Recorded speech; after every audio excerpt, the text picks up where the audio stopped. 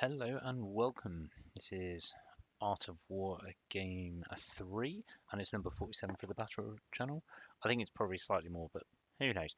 Anyway, we're 3 off number 50. Right, so this is game 3, so end of the day, everyone's pretty tired, and everyone's getting a bit more drunk.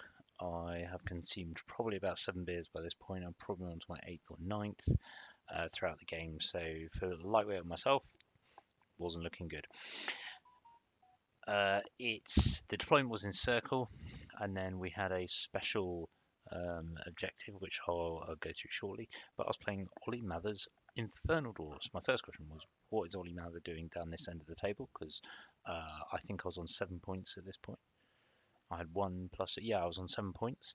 So I was wondering what was going on, and also playing Infernal Dwarfs. So yeah, the scenario was friends through thick and sin, so this was quite cool. We each got given a model. It was like a little space invader kind of thing, called an Incarnate Beast as stats as there. It's like a sort of slightly lower version of a Brazen Beast without fly, if I was honest. But this all the victory was around around this Incarnate Beast. So you got points for successfully charging an enemy unit, killing an enemy character or champion, and win a round of combat. The only thing is, if you lose your Incarnate Beast, your opponent, or no, if you kill your opponents, you gain 3 victory counters. So you kind of wanted to keep them alive and start getting into combat. So that was how you points win prizes. Yeah. My list as is. If you want to go into detail of that, go into Battle Report 1. That should give you the details behind the thought, or the thought process behind it all. And then Ollie's list. So he's got a Prophet General, a Prophet of Asherut with Seal Authority, Wizard Master Alchemy, Heirloom, and Golden Hour Shamut. So what that means is he's got a bound Glory of Gold as well. He's got his Hereditary and 4 Alchemy spells. On the face of it, Alchemy doesn't do well against Sylvanels, but actually against my list, it's really got some quite interesting stuff. So Silver Spike, and then Molten Copper. I think you have Molten Copper. Yes, you have Molten Copper, especially against my BSB. It's really, really quite good because it goes straight through the. I've got a 4 up to wound, and it goes straight through all my armor and my fortitude. So actually, some of his ones like Silver Spike and Molten Copper are quite dangerous to us. And then anything and then it also just it's more difficult for stuff like his armor and lowers my offensive defensive skills, especially the offensive stuff. So it just means it's more likely I'm going to hit him and just stop dead and then get ground down over time.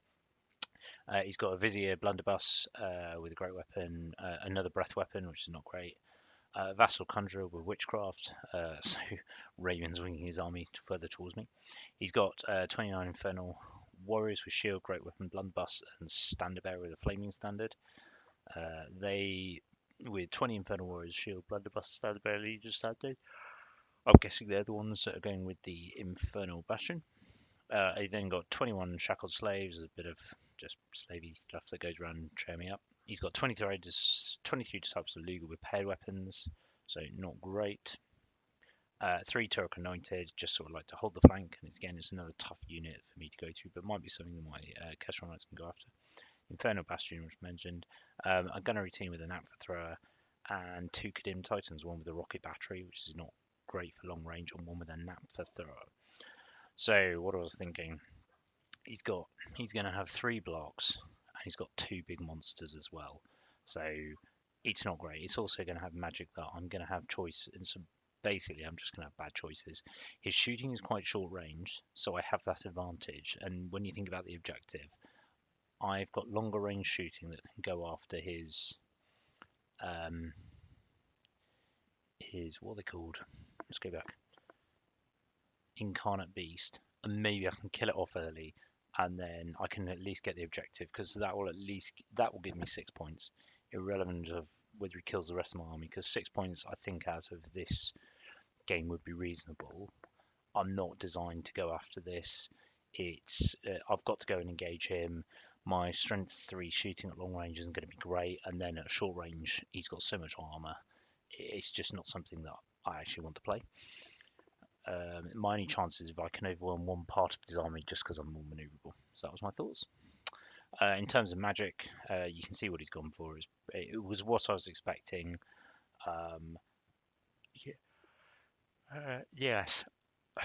Which one do I stop? Raven's Wing so he gets closer and uses his blunderbuss, or do I stop Molten Copper and Silver Spike going after my BSB? So I was going to have to hide my BSB quite well for most of the game, which also means it's going to nullify the effect of my shooting onto his Incarnate Beast.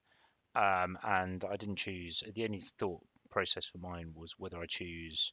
Do I actually go for Totemic Summon this time? And I thought yes, because maybe I can bring something on the flank to start going after some of his units and just cause problems.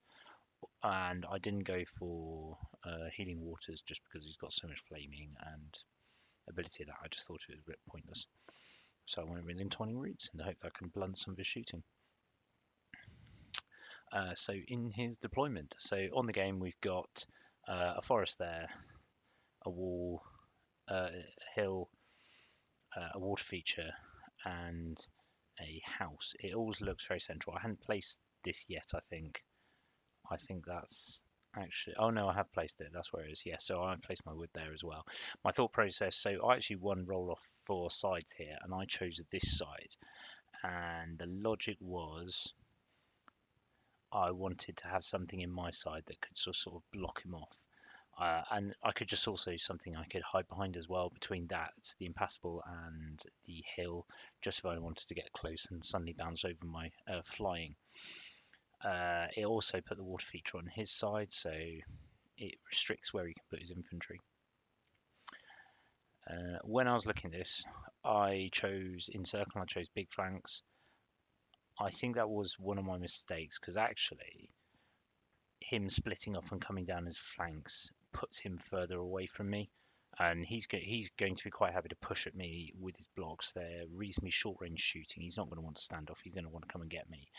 And by putting me with big flanks, me with a big center, it doesn't actually change anything because I can still stand off quite a bit, but it just restricts his ability. So that's what happened either way, and you can see as well. So I've already started the Crescent Save, but he's really not bothered. He's put his Kadims on the flank that can just, the big monsters, they can just zone me quite well here.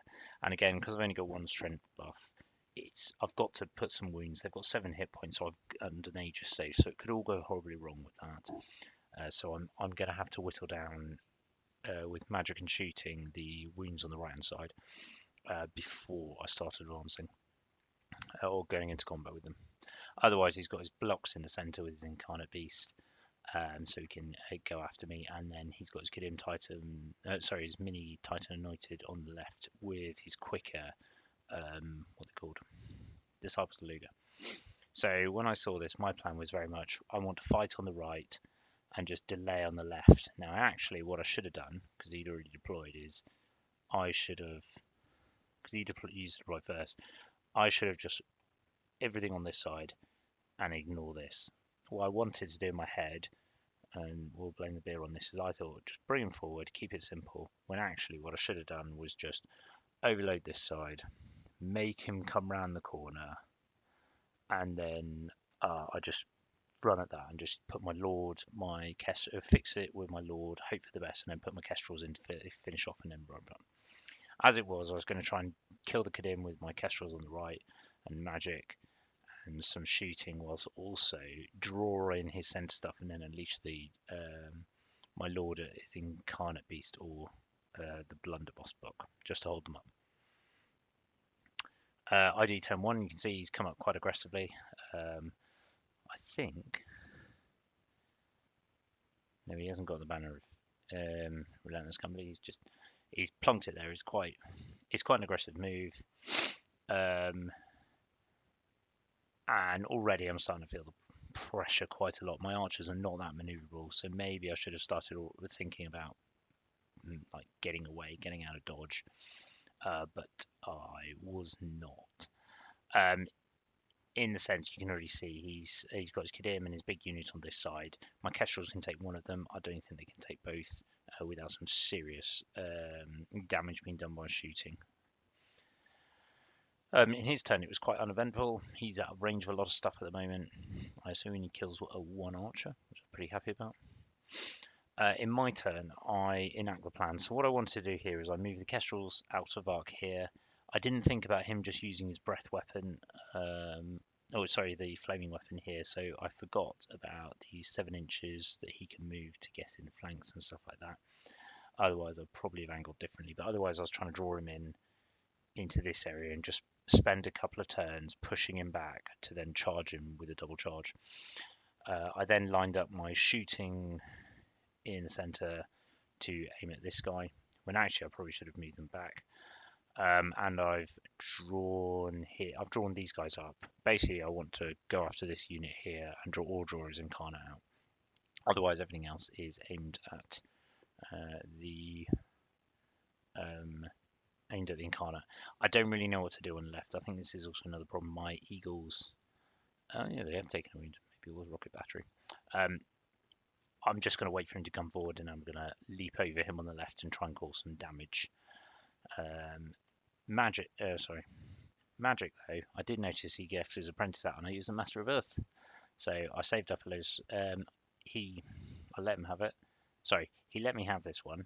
No, he didn't. He used up all the spells on the other dispels, and then I used Master of Earth at the end. I managed to kill the apprentice on its own, which is great. What I should have done, that was the right move at this stage because I needed to get rid of Raven's Wing. But it goes to show later. Also, I didn't want to do too much damage to the incarnate at this point. There was some logic behind that because if he did too much damage to his incarnate, it wouldn't come out to play. It would sit back there.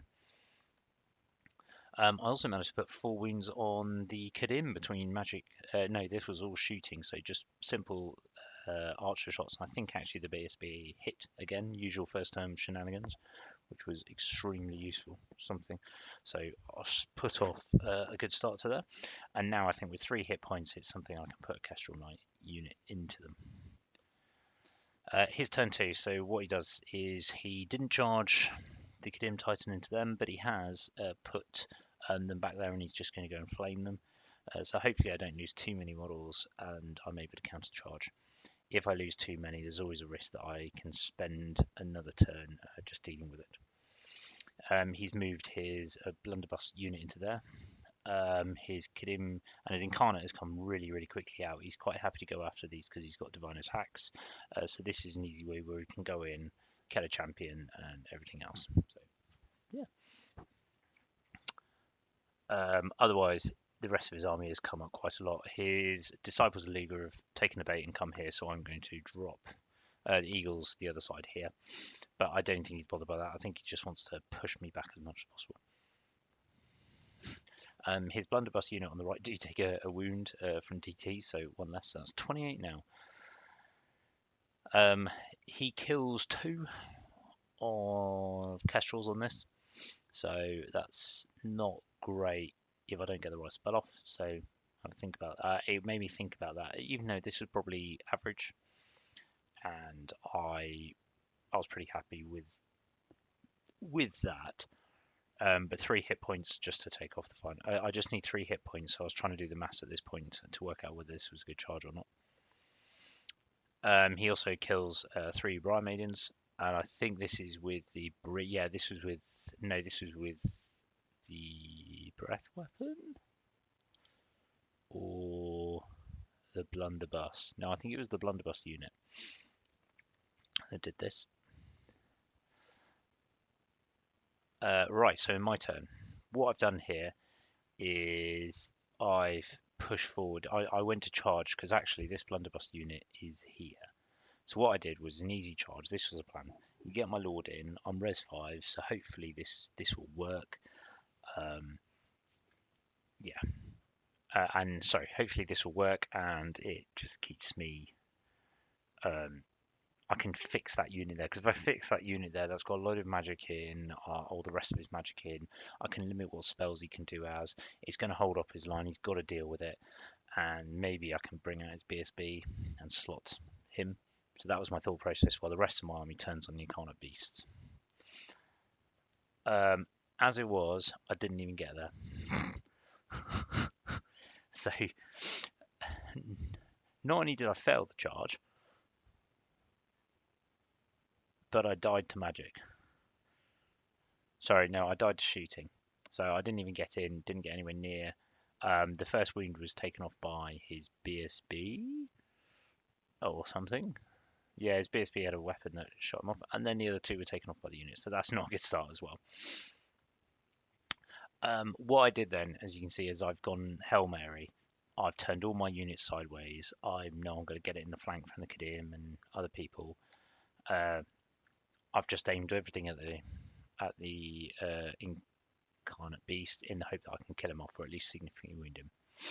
I did not charge the Kestrels.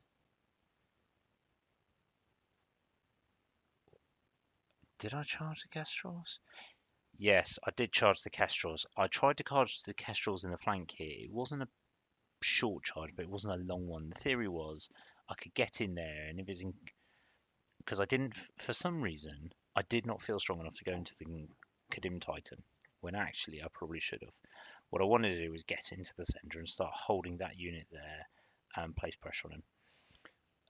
In hindsight, I think what I was doing here is it will talk a bit of alcohol. I was already on my second drink by this turn 2, and I was panicking a bit after my lord had died, rather than thinking, okay, actually, what do I need to do here? I need to kill this Titan, Kadim Titan. I think over 2 turns with all the magic he's going to want to stop from the shooting, I can get this +1 strength buff off and go through this monster. I didn't, and I think that was a mistake on my own part.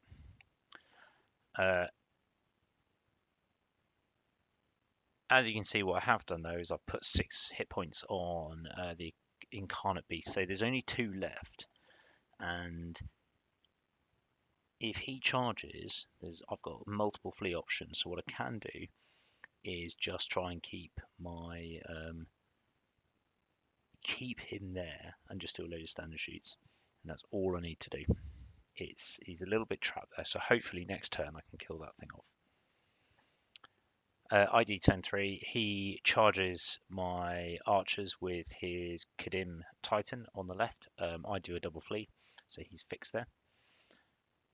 The Incarnate Beast then does flee charge over this way, and I flee. Yep, I flee and I stop on the board edge.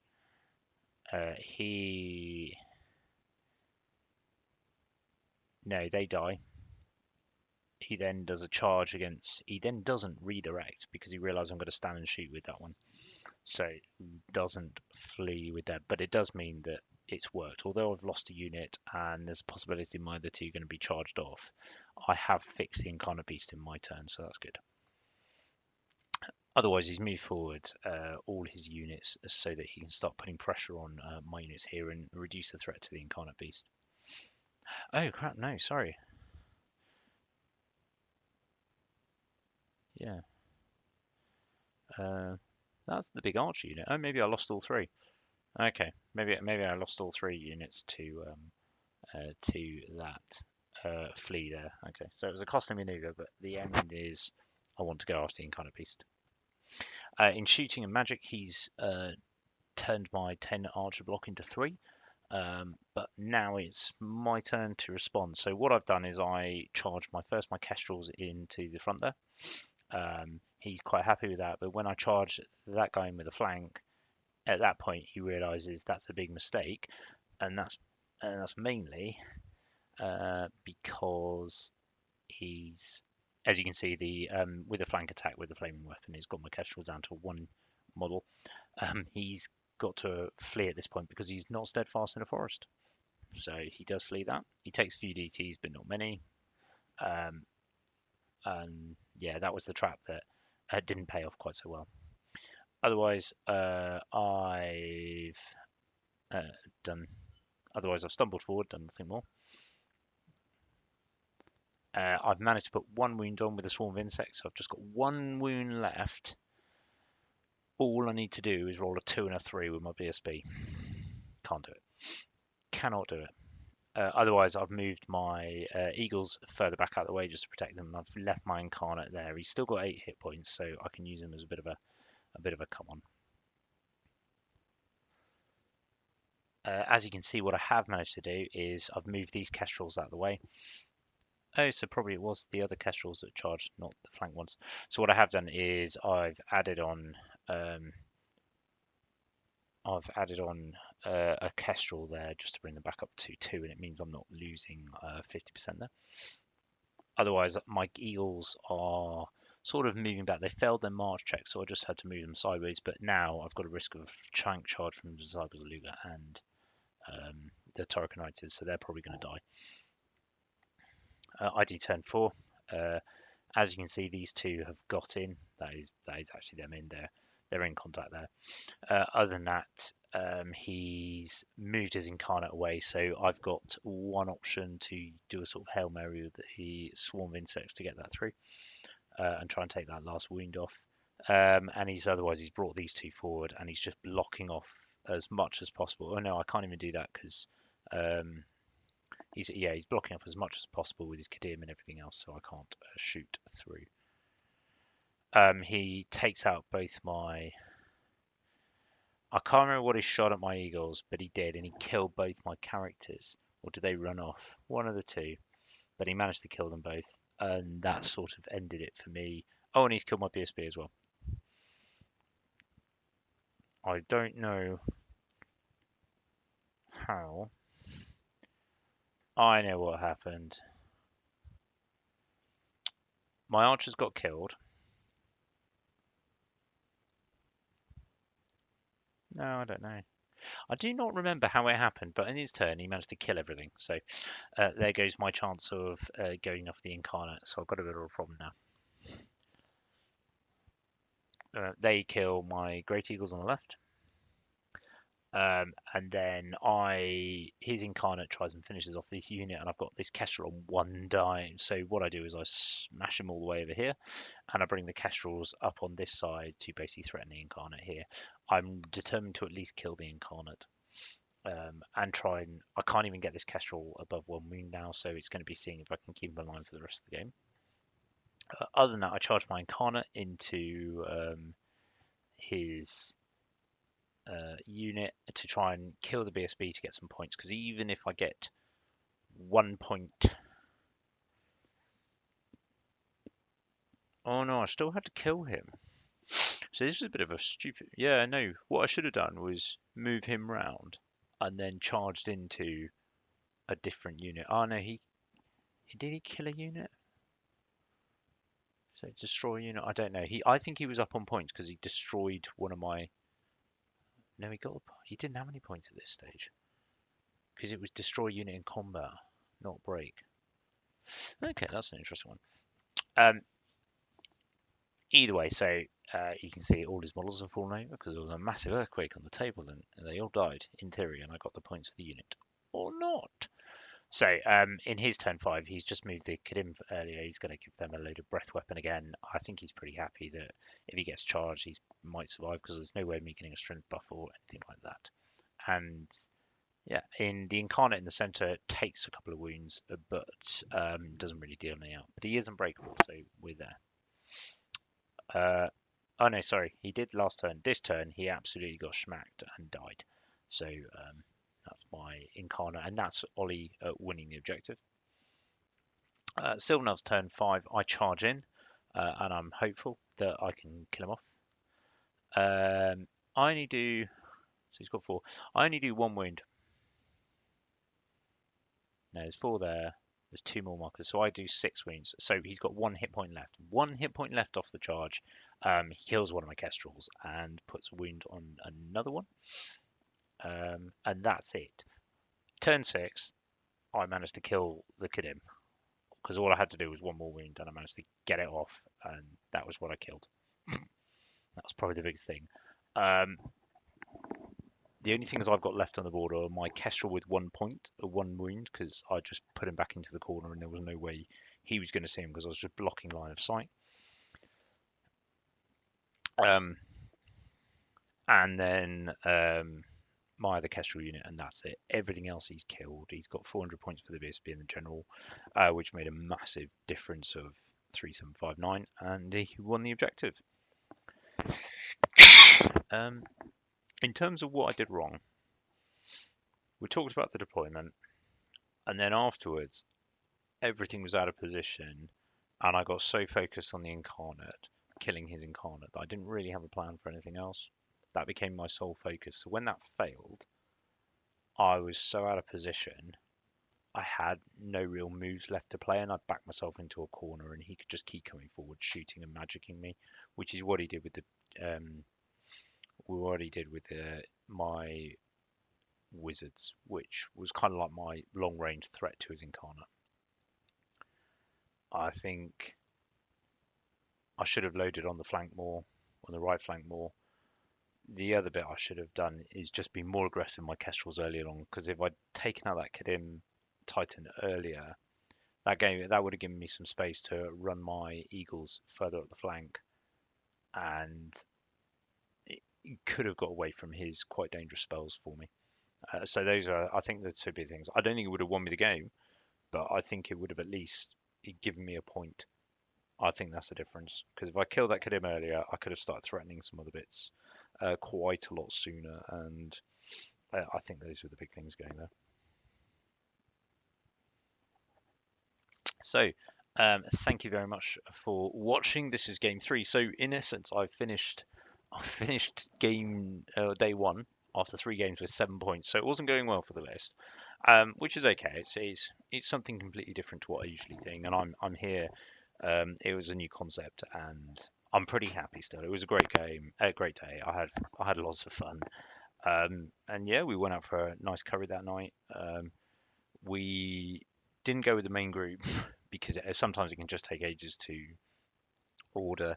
And we just wanted something local, because usually what happens is we start falling asleep into our curries, and we get back at about 11 o'clock and just talk for a bit and then go to bed or something like that. But also, it's a nice time. We haven't seen each other for a long while, so we wanted to just catch up with mates, and that's something certainly we did. So we had a great we had a great time, and it's thoroughly good. And talked about. I think we laughed a lot at my results, and talked about. I think Ben was doing quite well. Both Bens were doing quite well, actually. Um, yeah, that's it. But otherwise, a good game. Look forward to more in the coming weeks. I'm probably going to slow down after this and try and keep it one a week, um, just to sort of space them out. I've only got three more games worth of photos. I am going to start trying to be more talkative on the forum.